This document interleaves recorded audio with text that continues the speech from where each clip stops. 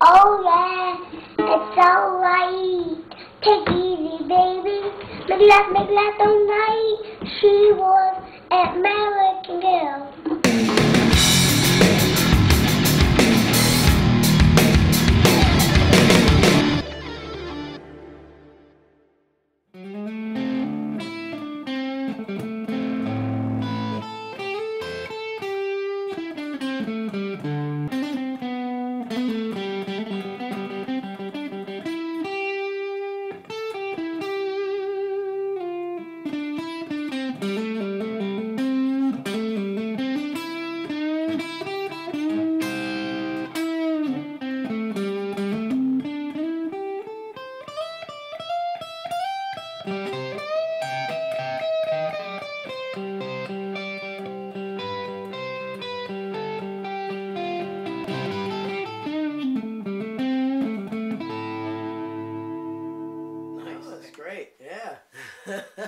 Hey everybody, this is Influence and Inspiration, and today's guest is Jake Thistle. He's been playing guitar for a little while. He's 13 now. 13. It's kind of an appropriate day to film this. Today is Super Bowl Sunday here in the U.S., and one of Jake's first experiences with music was on Super Bowl Sunday. What influenced you to play?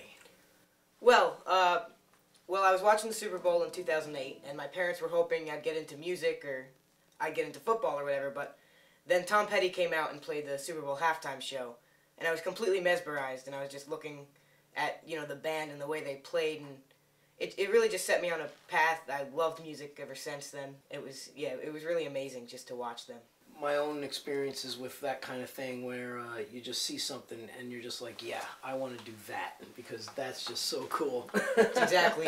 It was an amazing show because the way the stage was set up, right when they started, there was like an arrow that went across the field on wheels. They were pushing it, and it went through. There was like a heart stage, and then like fire, like a little like blast of fire around the stage, and they came out, and it was so amazing. Just that's cool. So cool to see them walk out with the guitars and everything. And you were how old? 8? No, I was 3. I was going to turn 4 the next month. Wow. My birthday's March 19th, and it was February 3rd, so. Okay. That's wild. So for a 3-year-old to just see this and get so into it, that's great. And actually, Mike Campbell, the lead guitarist, was playing this guitar during Super Bowl halftime show. This is the Mike Campbell signature Duesenberg Star Player TV, so he was playing that. You've done an awful lot for the amount of time that you've been playing, let's say professionally, and you've been to England, you've done benefit shows, we've done some benefit shows together, we've probably done at least 100 gigs, if not more, over those 3 years, right? Yeah.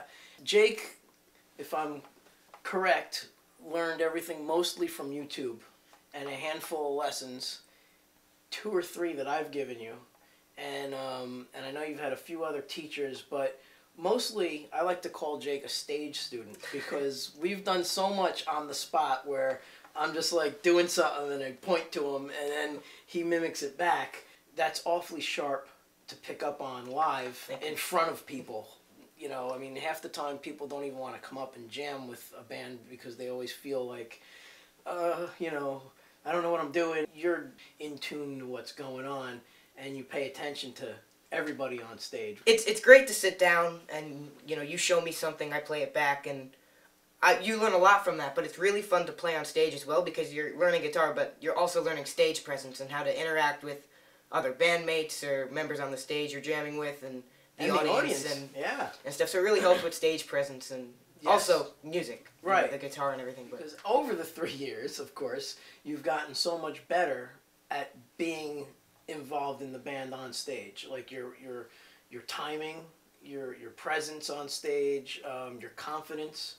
I've seen all of that, and that's really cool for a teacher to be able to watch a student get better in the lesson room, but it's way cooler to see you get better as a performer on stage, and it's always fun having you up with us because, you know, we just kind of wing it and you never know what's going to happen.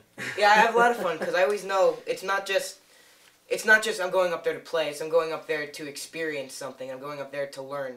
also play. Right, right, yeah. And live music is all about an experience. And I think a lot of people might not understand that now, especially with all the technology that's out there. You do a thing on Sundays, Acoustic Sunday. It's just you playing to everyone, and I know you get a lot of hits on those things, but when you don't see your audience, opposed to seeing your audience, it's totally different. How do you feel about like that whole way of performing? One of the things you have to do, and I've learned this from you and other people I played with, you kind of have to read the audience. Right. So one of the things I try to do when I'm putting up videos is I say, so I would say my main, because I post on Facebook pages and stuff, with groups and stuff. Different groups, okay. Like Springsteen pages if I do a Bruce Springsteen song or a Tom Petty or John Hyatt, whatever. So I say, if I haven't done a Springsteen song in a while, and I know there's a lot of Springsteen people who like my page, I try to get a Springsteen song in. To appease those people. Yeah, keep and them interested in Tom what you're Petty doing. and Right. Beatles and a lot of stuff like that. So it's not just the same. I try to change some things up. What are some of the cool gigs that you've done? I know them, but I want you to talk about them, of course. So.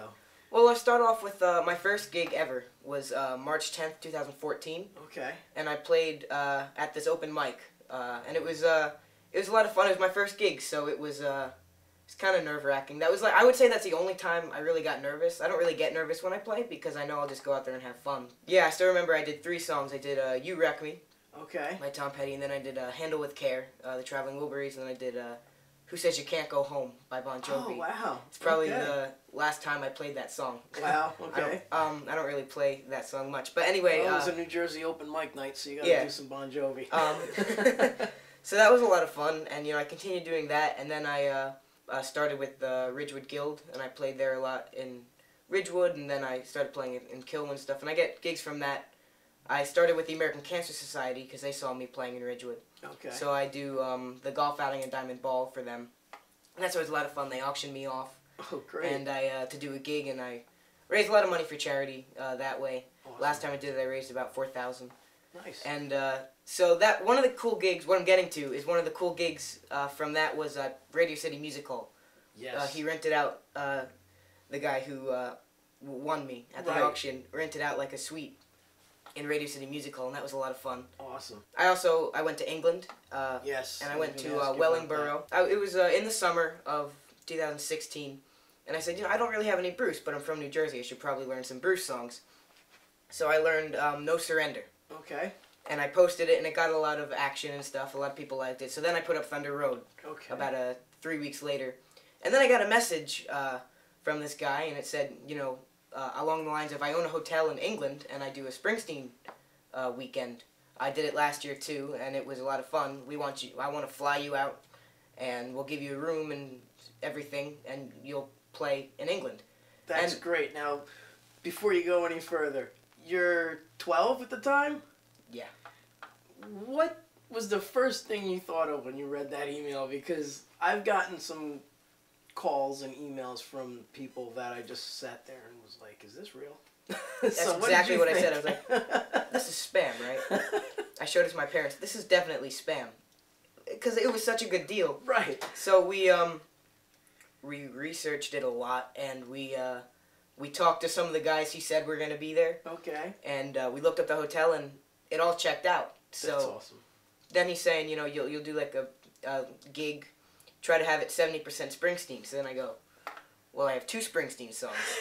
So now I'm opening a Drive document, and I'm typing, I think I learned 26 Bruce songs from October to January, and I learned them, and I practiced them, and I ended up doing a gig. You were there too. Yep. We did like a practice gig before I went. Yep. And then I went. It was at the Hind Hotel, which was really, really cool. It was built in, I think, 1600. Okay.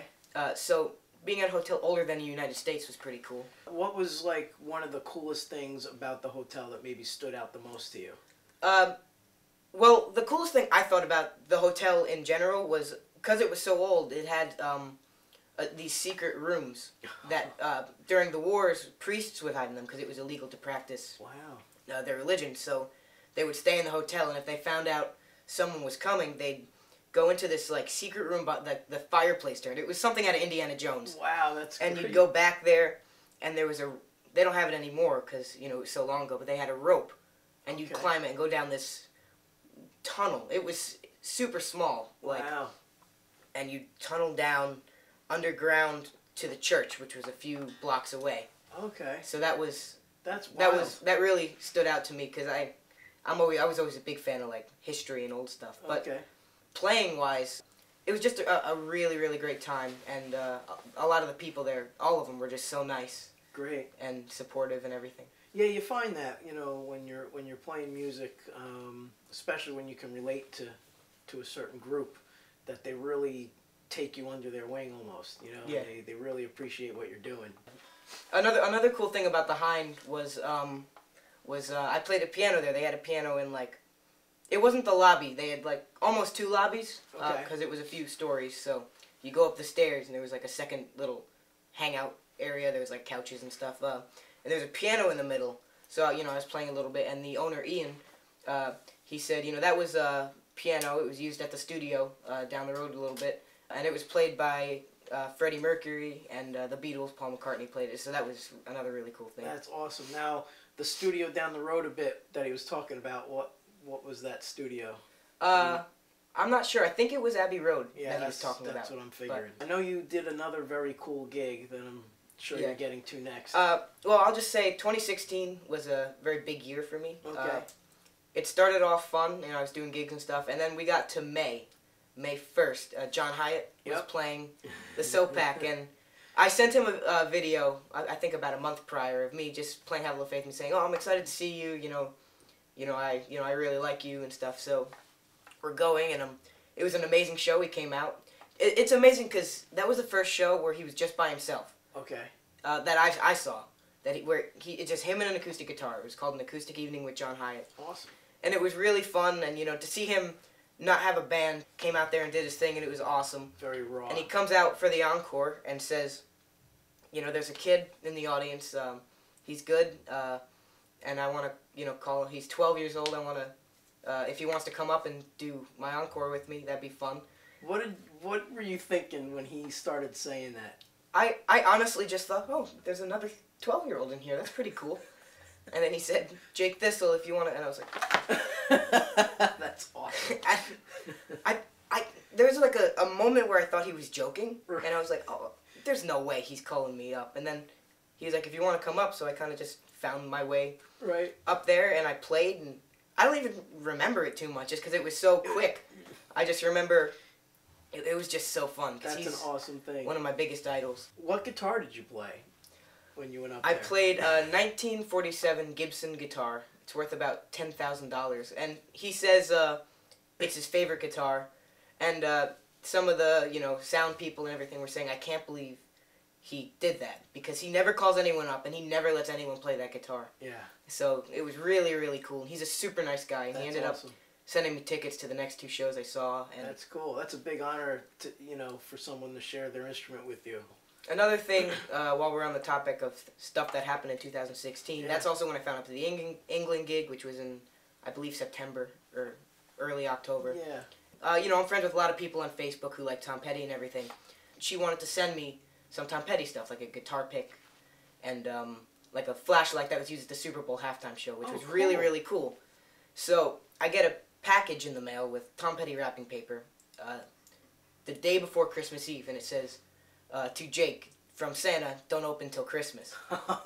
So I'm like, oh, well, it's probably the flashlight and the pick. So I open it, and it's a signed Mojo copy and a letter, which was his album in 2010. That's great. And a letter from his manager saying, here's 2 tickets, 2 front row tickets in Tom's family section to go see their show at Prudential. That's great. It was in 2017. It was June 16th.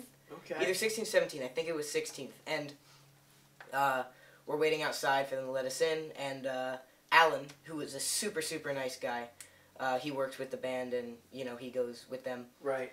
He says, you know, Mike Campbell, you know, the guitarist, he wants to meet you backstage. Awesome. because I do a lot of work for his awesome charity, Rock the Dogs Tassie Fund. Yes, we did So, that for, was it your birthday? Yeah, my birthday. Yeah. I do it every year now. It's starting to become an annual thing, so this will be my 3rd year doing it. But, he wants to meet you, so that was really, really cool. That's great. And it was an amazing experience, because we got there, and they were late to the show, because they were staying in New York, and there was traffic, what getting there. What venue was it at? It was at Prudential Center in Newark. So they didn't get there till halfway through the opener set, but it wasn't just an opener because it was Joe Walsh. Right. So it was also another big influence of yours, as I know. Huge, yeah. I always just say Tom Petty got such great openers, because the first show I saw them, Steve Winwood opened.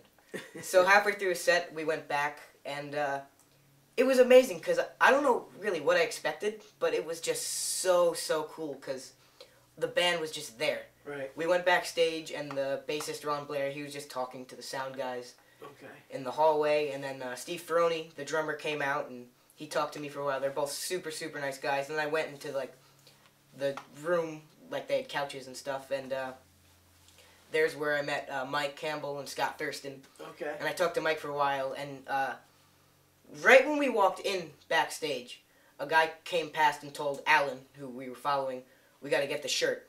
Oh. So that just kind of went over my head, because I was like, whoa, all my idols are here. You're just hanging out, enjoying everything. So then, the same guy comes back with the shirt and gives it to Mike, and then Mike opens it, and it says, "Thank you, Jake." And it's signed, Petty signed it twice and everything. I didn't get to meet him because he was in his dressing room getting ready. But, it was so cool. It said, "Thank you, Jake." I have it framed in my room now, but it was definitely... That's awesome.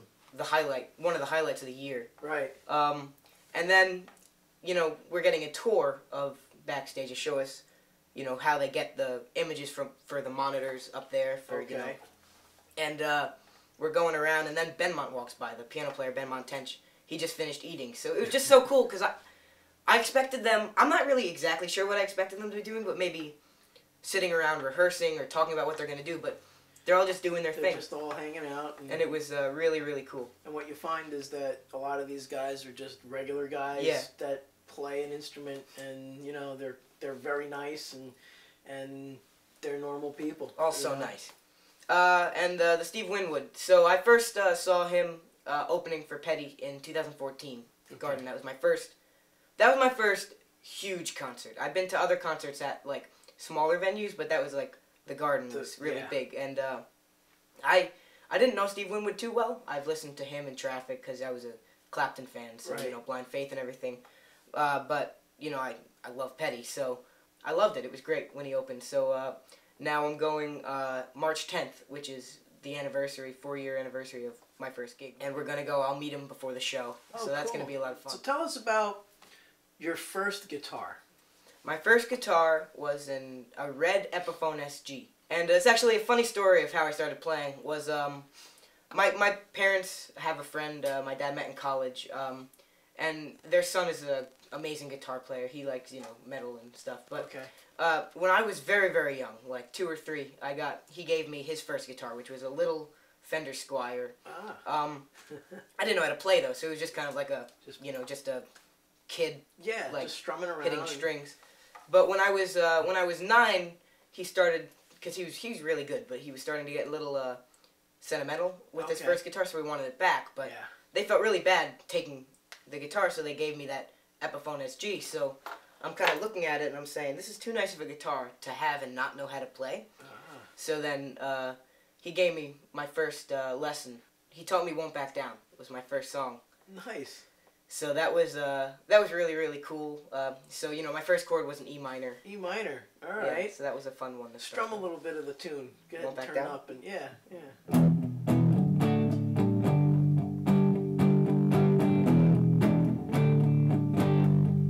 Cool. Now, when you played that E minor, how did that feel the first time you played it? When you hit the strings and it actually sounded like something. Actually, the first thing I learned was I was going. Just like the bass, the root just notes. So I could kind of figure out how everything worked. And then when I first played the E minor, it was like just a. and then I worked at it, and it's funny because I learned Won't Back Down was my first song, and then I moved on to American Girl Okay. and Free Falling. I would say the first 20 songs I learned were Petty. But Great. then when I started to get, better, and I started to get better at chords, and I went back to learn solos, the first solo I learned was the Won't Back Down solo as well, so it kind of completed the circle. Nice. Whatever. Yeah. Yeah, no, that's great. No matter how long you've ever been playing, you always remember the first things you've done, because that energy that you get from doing the first few things and it sounds like something is really exciting. Yeah. Right? I mean, just even the bass notes that you were doing. It was really, really cool because I've been a music lover my entire life, but ever since that Super Bowl thing that we talked about earlier, it was just so cool because that was the second song he played in the Super Bowl. So it was so cool to like kind of be able to play that. It was like that's awesome. Yeah, and my second guitar, which I'll talk about, was it was kind of an off-brand acoustic that I bought. It was about I think $70, $75, and it was very thin. It was probably only a little bit thicker than this. Oh. Because I was 9, so like I couldn't get my arm around the big ones. Full size. Yep. So it was a shallow body. Thin. It was probably about this big. Okay.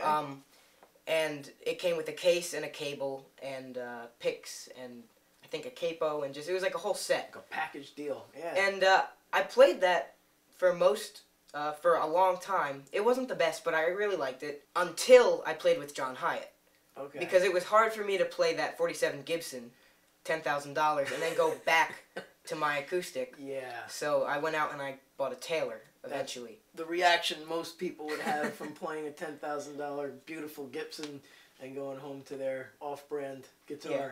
But my first like real guitar was a Fender Stratocaster. Okay. I saved up all my money that I've probably been saving from like shoveling my neighbor's snow when I was 6. Okay. And getting like $5 here, $5 there. But yeah, I bought that, and it had the tremolo and everything, and it was great because I've seen Clapton played Strats and Petty and all those people, so it was really cool. And I did gigs on that, and that's how I made the money to buy other equipment. That's cool. So you basically buy your own gear from playing. Yep. That's awesome. So how about we talk about this guitar? This guitar. This is it's beautiful. I've played it before. It's such a slick looking axe, and I know you like it a lot. You've been playing it more regularly than the other guitars that you have. I would say this is. Well, I go through phases, but this is probably at the moment my favorite guitar. Your main right now. Okay. Yeah. Before this, it was my Telecaster, my blonde Telecaster. Right. When I'm in my Bruce phases, it's a Telecaster. When I'm in my Petty phases, it's this and my Rickenbacker. Okay. But yeah, this is amazing. It's a Duesenberg Star Player TV. Okay. And it's the Mike Campbell model. So Mike Campbell has 3 models. This is the first one for their 30th anniversary. Mm-hmm. And then for their 30th anniversary, they released a red one that was double cut. Okay. I haven't played that one, but I like the look of this one. I like better. That's pretty slick. I like the hate to reference, but it looks less polished because of the way that cut is. The racing stripe just really, Yeah, every time I see a Mustang, I like try to get my phone out and take a picture. My neighbor has a Mustang, and I actually showed him a picture of your guitar. I was like, look, it looks like your car. And Mike Campbell, he said in an interview, one of his main things he requested is that they design a tremolo for it. Okay. That when you get it, it already feels broken in. Because he says, especially like the new guitars he buys, sometimes when you get it, you really have to like hit it, and it's kind of stiff. So he like... Yeah, it's like a nice, easy... And you don't need like too much. Yeah. There's a cool story with the new one they made for the 40th anniversary. I don't have it, but it's this, but green. Oh. It's like a kind of like a dark green. It looks really sharp, and instead of on the 12th fret, it has the Heartbreakers logo, but it's like this. If you can see, it's a 3, and then the heart is the 0. Yeah. As in 30, and they have that here for the 40. Oh, nice. And at first, they made 4. Every single band member signed them. Okay. And on their 40th anniversary tour, 51 or 2 shows, he played each guitar, different places around the world. And they're going for $25,000 or something like that. They're bidding for Rock the Dogs as charity. Oh, okay. So and I think now they're producing them more. Yeah. But that was like the original. Those originals are going for the cause, which is great. What's probably one of the cooler experiences you've had locally? Well, I mentioned the American Cancer Society. That's always a lot of fun because Okay. you know, it's different than most of my gigs. You know, because certain gigs it's fun to have an audience. Yeah. Like, because I play a lot in Ridgewood, and that's awesome. I really like it, but it's people walking by, so Right. it's like the American Cancer Society. It's like I play the cocktail hours, so it's always a lot of fun. Then they auction me off, which is a different experience, but Right. always a lot of fun. I get a lot of fun gigs out of that. You write your own music. I do. You Yeah. play covers, which I feel is a necessity in order to understand how to write music. There are people who will disagree with me, which is fine. Everybody's got their own opinion. But I think when you learn from the best, who are the people who have the hits and are playing, when you're learning these songs, it rubs off on you. And Especially because I listen to classic rock. That's Okay. like my big thing. So because it's 2018 and classic rock's been around for a while, you don't really have to start from scratch anymore. Right. You could kind of say, I really like that. If I change that and then I take this from this artist, then you create a whole new thing. So I definitely think, like, especially with if you're writing music that's been around for a while and it's become kind of classic, you need influences to Right. make it good, because if not, you could fall into the same boring thing over and over. If you have influences, you can kind of say, that's been done before. How could I change it to fit nowadays or something like that? Or even just to change it to fit your own Style. personality. Yeah. I think we've covered a lot of what inspires you to keep going, but what inspires you to play and sing? Well, you know, I really, really like music, and I look at all my influences, and I look at them, and I just say, wow, they're able to accomplish all of that, and it's just so cool, especially now that, you know, I have access to the internet, and I could just go on YouTube, and if I look up Bruce, I could see videos all the way from the early 70s to yesterday on Broadway.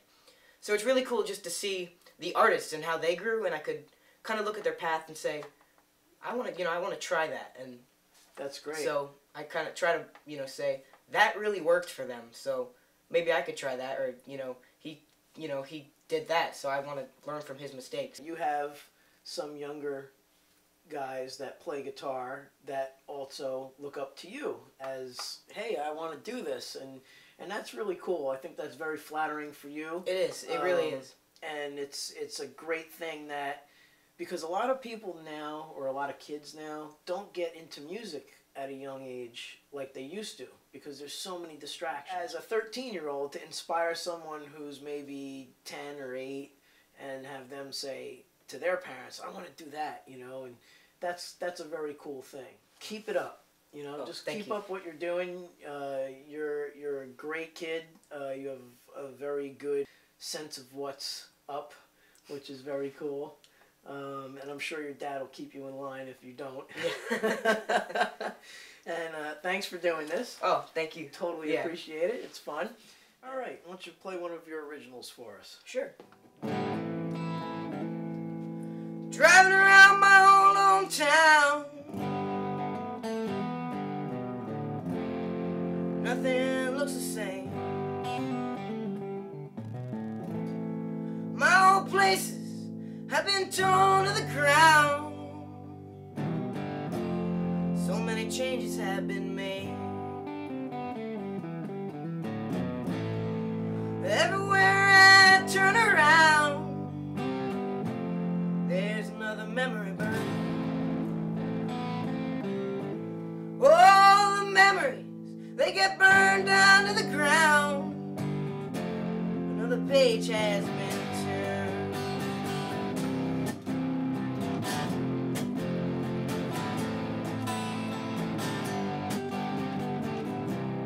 Friends I knew aren't here anymore. They've all grown and moved away. I don't know what I'm getting all worked up for. I didn't need them much anyway. And I'm aging, that's a shame. The times are changing, but I've stayed the same.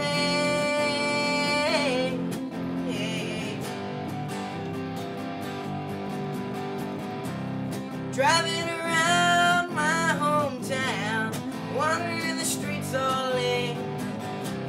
It's really bringing me down. I can't leave, but I can't stay. I'm aging and that's a shame.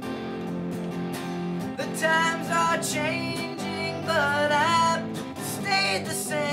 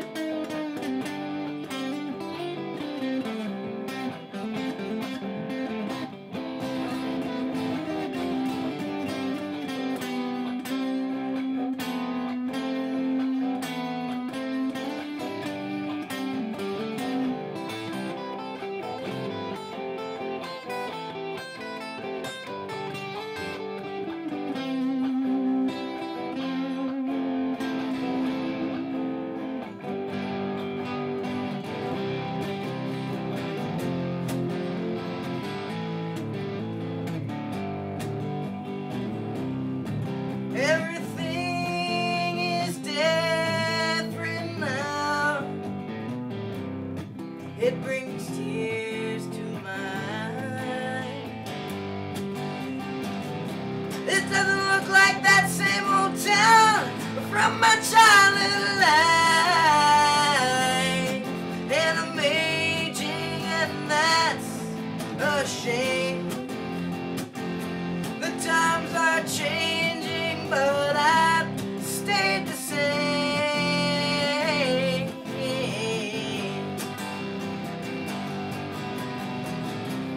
Driving around my hometown, driving around my hometown, driving around my hometown.